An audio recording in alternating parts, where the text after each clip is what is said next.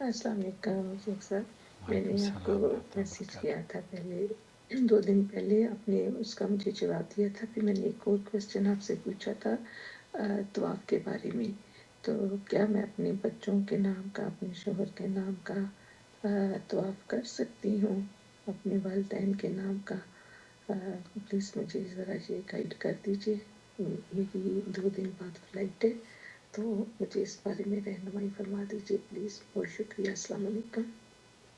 نحمدہ ونصلی علی رسولہ الکریم، اما بعد۔ سعودی عرب کے مفتی اعظم سماحت الشیخ عبدالعزیز ابن باز سے پوچھا گیا، بلکہ جو سعودی عرب کی اعلیٰ فتویٰ کمیٹی ہے ان سے یہی سوال پوچھا گیا، تو انہوں نے کہا الطواف بالکعبہ لا يقبل النیابہ، بیت اللہ کا طواف کسی کے بہاف پر کرنا جائز نہیں ہے۔ فلا يطوف احد عن غیر الا اذا كان حاجا عنه او معتمرا، کسی بھی شخص کی نیابت میں طواف نہیں کیا جائے گا ایکسپٹ یا الا ان لوگوں کے جو کہ کسی کا حج یا عمرہ کر رہے ہوں۔ عمرہ اور طواف 2 مختلف چیزیں ہیں۔ طواف آپ کر سکتے ہیں لیکن اپنا کریں۔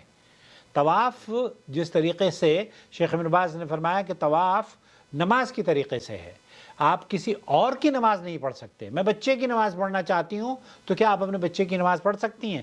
میرے والد بوڑھے ہیں، میں ان کی نماز پڑھ سکتی ہوں، آپ ان کی نماز نہیں پڑھ سکتی۔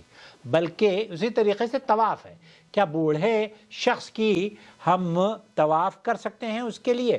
شیخ نے فرمایا کہ نہیں، بوڑھے شخص کے لیے بھی طواف نہیں ہو سکتا۔ البتہ اگر آپ بوڑھے شخص کے لیے، عاجز شخص کے لیے عمرہ یا حج بدل کر رہی ہیں تو ایسی صورت میں طواف اس کا حصہ ہے، تو حج اور عمرہ کسی بھی شخص کا فوت شدہ کا کرنا جائز ہے۔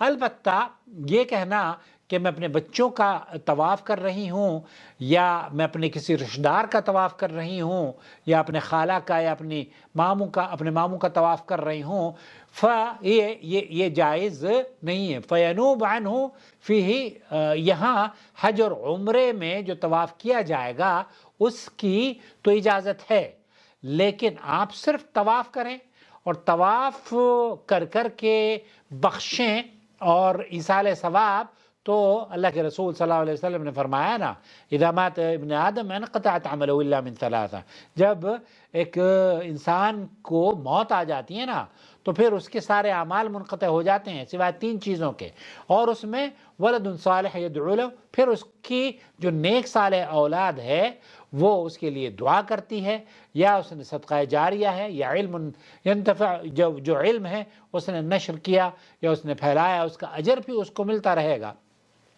تو خلاصہ کلام یہ ہوا کہ زندوں کے لیے یا مردوں کے لیے یا وفات پائے ہوئے رشتہ داروں کے لیے طواف صرف کرنا جائز نہیں ہے۔ طواف نماز کی عبادت ہے، نماز کی طرح کی عبادت ہے، اور نماز بھی آپ کسی مردہ یا کسی اپنے فوت شدہ رشتہ دار کی نہیں پڑھ سکتے۔